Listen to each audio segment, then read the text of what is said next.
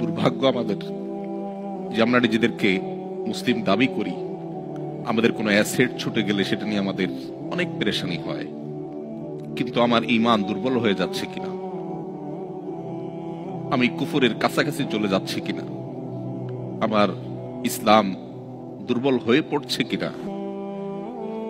সেটা নিয়ে আমাদের তেমন কোনো পেরেশানি হয় না। আজও যে সমস্ত মুসলিম পৃথিবীর বিভিন্ন প্রান্তে, এমনকি মুসলিম সমাজ এবং সোসাইটির মধ্যে বসবাস করেও নিজের ইসলামী আইডেন্টিটি ধরে রাখতে পারেন না, তাদের সবচেয়ে বড় ঘাটতি এবং দুর্বলতার জায়গাটা হলো ঈমানের দুর্বলতা। মাল্টিকালচারাল সোসাইটিতে যদি ইসলামকে বুকে ধারণ করে মাথা উঁচু করে হীনমন্যতাকে দূরে ঠেলে আপনি যদি আপনার দ্বীনকে নিয়ে আপনি প্রাউড করেন, আপনি যদি একজন ভালো এবং আদর্শ মুসলিম হিসেবে নিজেকে আপনি উপস্থাপন করতে পারেন, আপনার ফ্যামিলিকে যদি আপনি গড়ে তুলতে পারেন, সন্দেহাতীত ভাবে এটা বহুমুখী চ্যালেঞ্জিং। প্রতিকূল পরিবেশে নিজের ঈমানকে, মুসলিম আইডেন্টিটিকে যদি কেউ উঁচু করে